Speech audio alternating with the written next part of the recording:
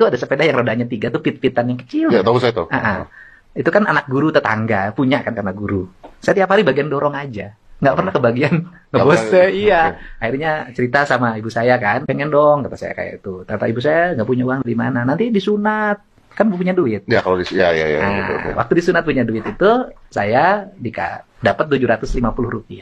Berapa? Rp750. Ini tahun berapa? Tahun 75. 76. Oke. Nah, saya kan pede tuh kalau cerita, oh saya punya sepeda nih, punya duit. Ibu saya bawa saya ke pasar. Di pasar ibu saya beli emas setengah gram. Marah lah saya. Karena itu uangnya. Saya dong enak aja pakai emas. Iya, emasnya buat saya. Buat Pak Deddy? Dimasukin di sini. Oke. Pak, boleh deketan ke mic? Dimasukin di sini. Kemudian, ya saya ngamuk kan. Marah, ditendangin lah belanjaan ibu saya tuh. Merica saya tendangin, kemiri saya tendangin. Ibu saya bertahan. Itu yang punya, Singko yang punya. Tokonya udah tukerin aja sepedanya sama cincin. Ibu saya nggak mau. Maksudnya tukerin sama cincin, Pak? Artinya gini, udah cincinnya keluarin, ini sepeda, cincinnya diambil. Nah, itu dianggap pembayaran. Mereka kan tuker gitu loh. Nggak mau. Ibu saya nggak bisa. Saya nangis sampai rumah, ya udah pasrah. Kalah sama ibu saya. Waktu SD kelas 1, orang-orang gembala kambing tuh. Nah, gembala kambing, domba ya. Saya pengen dong kayak orang gembala domba. Saya bilang, uangnya dari mana jual? Itu cincin saya laku Rp8.000. Dari 700? 750. Akhirnya beli kambing dengan harga Rp7.500. Yang 500 bikin kandang. Dari situ saya menjadi pengembala. Jumlah domba saya sangat banyak, berkembang terus. Ibu saya nemenin setiap hari. Jadi kalau nyapit rumput musim hujan begini, ibu saya nemenin. Nyapit rumput hujan, nanti biasa kita dapat jamur. Dapat tuh jamur, dimasak di rumah. Kalau malam-malam saya sama ibu saya suka ngambil belalang. Pakai obor. Ibu saya dampingin saya ngambil belalang untuk bekal makan besok.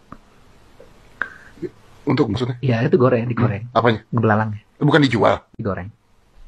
Digoreng untuk bakal makan. Dan ibu saya itu orang yang tidak pernah menyusahin bapak. Jadi kalau beras lagi nggak punya, ibu saya kan suka pakai, dulu itu orangnya suang ya, ditindik pakai emas. Yang kecil. Itu dia pergi ke pasar, dia jual sebelah. Nanti kalau udah nggak punya beras lagi, dia pergi lagi ke pasar, dia jual lagi sebelah. Dan yang menarik adalah ketika anak-anaknya makan, dia tidak pernah makan. Dia duduk, dia merhatikan anaknya yang lagi makan. Ini kan kalau gajian bapak saya itu kan hanya cukup untuk 3 hari. Ya, prajurit kan, anaknya 9. Nah, kemudian waktu makan itu kadang kami itu garam, makannya dikasih digoreng, terus kemudian dikasih bawang, dimasukin ke ke toples. Itu bekal makan kami. Dan ibu saya selalu lihat dari sudut. Ketika saya tanya, saya kan panggilnya Mi, udah makan belum? Mi saya bilang, udah jangan mikirin Mi, makan aja.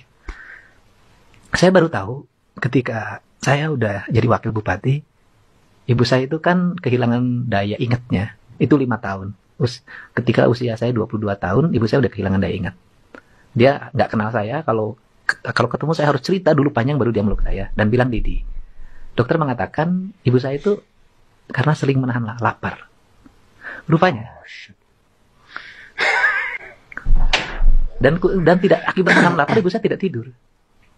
And that's a fact to bring. Iya, dia malam tuh di kamar, beresin rumah buat anak-anaknya. Nyiapin lagi jam 4 pagi buat makan anak-anaknya, karena harus ada yang sekolah. Nah, pasti semua anak-anaknya sekolah, dia jadi sarjana. Dan itu dampaknya dia tidak tidur, akhirnya mengalami kerusakan. Dan dia tidak cerita itu. Dan saya baru tahu. Jadi ini Bapak ada di sini, itu adalah pengorbanan seseorang. Ibu saya.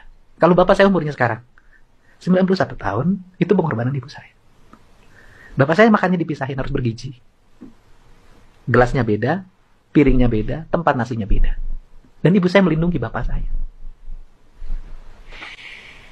Dan punya anak 9, anaknya sekolah. Tak ada satu jengkal tanah pun kami yang terjual. Ibu saya tidak pernah jajan di warung. Kalau dia belanja ke warung, dia beli kebutuhan untuk anak-anaknya. Dan kadang kalau dia pergi ke warung sembunyi, karena takut anaknya ikut. Kalau anaknya ikut, nanti terganggu regulasi belanjanya. Makanya saya ketika memimpin, saya katakan, siapa guru ekonomi ibu di dunia ini? Ibu saya.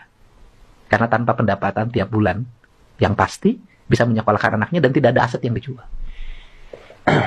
Nah, sehingga ketika ibu saya meninggal tahun 2023 bulan Februari, saya tahun berapa? 2023 wakil bupati waktu itu, 2023. 2003. 2023. Saya sumpah di depan kuburan bahwa saya akan menghabiskan seluruh hidup saya untuk membantu orang yang sebaya dengan Umi atau siapapun yang jadi masalah, dan itu adalah ibu. Jadi kalau apa sih yang buat energi saya sampai hari ini kok nggak berhenti? Sebenarnya bukan politik, ibu saya.